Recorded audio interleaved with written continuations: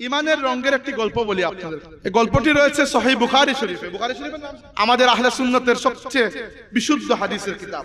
এই গল্পটি আরো রয়েছে সহিহ মুসলিম শরীফে। এই গল্পটি আরো রয়েছে সুনানে আবি দাউদে। এই গল্পটি আরো রয়েছে সুনান আত-তিরমিজিতে। এই গল্পটি আরো রয়েছে সুনান ইবনে মাজায়। এই গল্পটি আরো রয়েছে তাফসীর ইবনে কাসিরে। এই গল্পটি আরো রয়েছে তাফসীর তাবারিতে। বাদ গেল কিছু, বড় বড় তাফসীর এবং হাদিসের কিতাব বলে দিয়েছে সবগুলাতেই এই গল্প রয়েছে। রাসূলুল্লাহ সাল্লাল্লাহু আলাইহি ওয়াসাল্লাম সাহাবীদেরকে নিয়ে বসে আছেন। জিবরাইল আলাইহিস সালাম আসলেন। ইয়া রাসূলুল্লাহ, আল্লাহ নতুন করে ওহী নাযিল করেছেন, নতুন আয়াত দিয়েছেন। আপনারা জানেন আল্লাহর নবীর প্রতি কুরআন তো একবারে নাযিল হয় নাই, সময়ে সময়ে বিভিন্ন প্রেক্ষাপটে 23 বছরে কুরআন নাযিল হয়েছে কমপ্লিট। জিবরাইল এসে আল্লাহর নবীর কাছে আয়াত দিলেন, দিয়ে বিদায় নিলেন। আয়াত যখন নাযিল হতো আল্লাহর নবী সাল্লাল্লাহু আলাইহি ওয়াসাল্লাম ওহী লেখক সাহাবী যারা এদেরকে ডাকতেন এবং ওহী লিখে রাখতে বলতেন।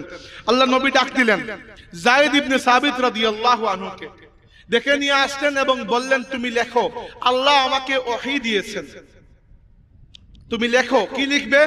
লিখো, লা ইয়াস্তাউল কাঈদুনা মিনাল মুমিনিনা ওয়াল মুজাহিদুনা ফি সাবিলিল্লাহি বিআমওয়ালিহিম ওয়া আনফুসিহিম। মুমিনদের মধ্যে যারা ঘরে বসে থাকে আর যারা আল্লাহর রাস্তায় জানমাল কুরবান করে জিহাদ করে, এরা এক বরাবর হতে পারে না। তুমি লিখো। উনি লিখবেন, এইমাত্র একটি আওয়াজ শোনা গেল পেছন থেকে, কষ্ট সহিষ্ণু একটি কণ্ঠ। আল্লাহর নবীর অন্ধ সাহাবী সাইয়্যিদুনা আব্দুল্লাহ ইবনে উম্মে মাকতুম রাদিয়াল্লাহু আনহু পেছন থেকে ডেকে বললেন, ইয়া রাসূলুল্লাহ, আমার বড় শখ ছিল আল্লাহর রাস্তায় নিজেকে বিলিয়ে দেব, আল্লাহর রাস্তায় জিহাদ করব, কিন্তু আমি তো অন্ধ। অন্ধের জন্য জিহাদ করা একটি অক্ষমতা, তাইলে আমার জন্য কি থাকলো? আল্লাহ স্পষ্ট বলেছেন, যারা ঘরে বসে আছে আর যারা আল্লাহর রাস্তায় জানমাল কুরবান করে জিহাদ করছে, এরা এক বরাবর নয়। আমার বড় সাধ ছিল, কিন্তু সাধ্য আমার নেই।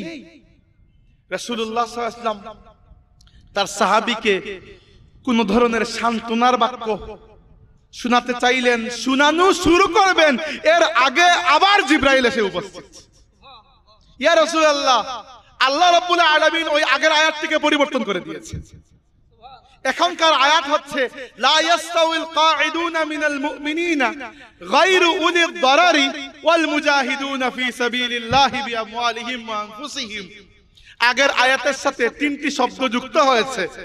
আগের আয়াত ছিল, যারা মুমিনদের মধ্যে ঘরে বসে থাকে আর যারা আল্লাহর রাস্তায় জানমাল কুরবান করে জিহাদ করে, এরা সমান নয়।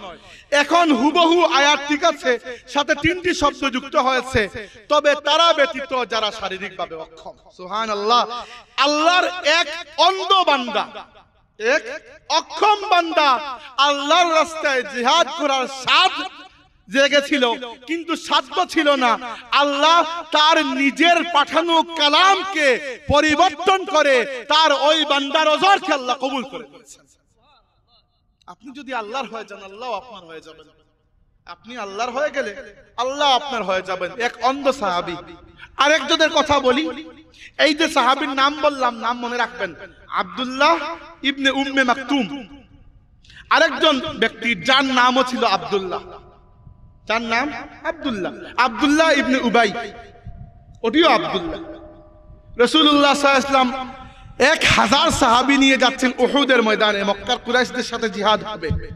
রাস্তায় আব্দুল্লাহ ইবনে উবাই নামক মুনাফিক 300 জন মানুষকে ফুসলিয়ে, কমজোর ইমানদার যারা, সবাই তার মতো কট্টর মুনাফিক নয়, কিছু তো কমজোর ইমানদার আমার মতো, এদেরকে ফুসলিয়ে আল্লাহর নবীর কাফেলা থেকে সরিয়ে আবার মদিনায় ফিরিয়ে নিয়ে আসলো। বের হয়েছিলেন রাসূলুল্লাহ সাল্লাল্লাহু আলাইহি ওয়াসাল্লাম 1000 সাহাবী নিয়ে, মাঠে পৌঁছালেন 700 নিয়ে। ওই মুনাফিক 300 জনকে নিয়ে পালিয়ে গেছে। এবার আমাকে বলুন, দুইজনের নামই কিন্তু আব্দুল্লাহ। আব্দুল্লাহ ইবনে উম্মে মাকতুম একজন, আব্দুল্লাহ ইবনে উবাই একজন। এক আব্দুল্লাহর সাদ ছিল, সাধ্য ছিল না। আরেক আব্দুল্লাহর সাধ্য ছিল, কিন্তু সাদ ছিল না। যে আব্দুল্লাহর সাধ্য ছিল না, তার জন্য আল্লাহ কোরআনের আয়াতকে পরিবর্তন করে দিয়েছেন এবং তার অজরকে কবুল করেছেন। আর যে আব্দুল্লাহর সাধ্য ছিল কিন্তু সাদ নাই মনের মধ্যে, তার ব্যাপারে আল্লাহ তার নবীকে জানিয়ে দিয়েছেন লা তাকুম ফিহি আবাদা, ওই মুনাফিকদের জানাজায় কখনো আপনি শরীক হবেন না। আল্লাহ বড় বেনিয়াস, আল্লাহ আপনার মুখের দিকে তাকিয়ে ফয়সালা দেন না। আল্লাহ কারো মুখাপেক্ষী নন। আপনার দাড়ি, আপনার পাঞ্জাবি, আপনার কুর্তা, আপনার লিবাস, আপনার বক্তব্য ইত্যাদি ইত্যাদি ইত্যাদি ইত্যাদি দিয়ে দুনিয়ার সব মানুষকে আপনি ভুলিয়ে রাখতে পারেন। কিয়ামতের দিন গিয়ে দেখা যাবে আপনার ঈমানটি আব্দুল্লাহ ইবনে উম্মে মাকতুমের ঈমান ছিল নাকি আব্দুল্লাহ ইবনে উবাইর ঈমান ছিল। দুই সূরাতেই আপনি আল্লাহর বান্দা দাবি করছেন। ওইদিকে তো শয়তানও আল্লাহর বান্দা, সেও তো আল্লাহর সৃষ্টি, বাইরের তো কেউ নয়। নাফরমান বান্দা কিন্তু বান্দা তো। তাইলে সম্মানিত হাজিরিন, বক্তব্য লম্বা করব না, আর গল্পগুলো যেগুলো বললাম এগুলো ঈমানের গল্প। এবার দেখেন আল্লাহ রাব্বুল আলামিন আমাদেরকে বড় শর্ট সিলেবাস দিয়েছেন। আপনাদের অতিথি কি চলে এসেছেন? আচ্ছা, আমি শেষ করছি, আরেকজনকে দিয়ে দিন অতিথি আসার আগ পর্যন্ত, আমাকে যেতে হবে আরেক জায়গায়। সম্মানিত হাজিরিন, বলছিলাম আল্লাহ খুব শর্ট প্রেসক্রিপশন দিয়েছেন আমাদেরকে জাহান্নাম থেকে বাঁচার জন্য। এই প্রেসক্রিপশন আপনাদেরকে দিয়েই আমি চলে যাচ্ছি।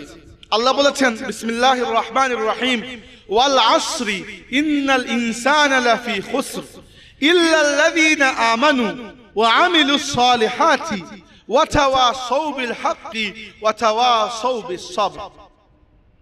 আল্লাহ কসম করে বলেছেন, আল্লাহ কসম করেছেন সময়ের, যে সময়ের মধ্যে মানুষের সমস্ত কাজ, মৃত্যু ও সময়ের মধ্যে, জীবন তো সময়ের মধ্যে।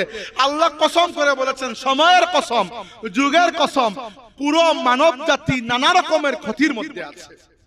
পুরো মানব জাতি ক্ষতির মধ্যে, আল্লাহ কসম করে বলেছেন। এই ক্ষতি থেকে রক্ষা পাওয়ার জন্য আল্লাহ চারটি পদ্ধতি এক বাক্যে শুনে নিন। বলেছেন ইল্লাল্লাযীনা আমানু, তবে ক্ষতির সম্মুখীন তারা নয় যারা ঈমান আনে।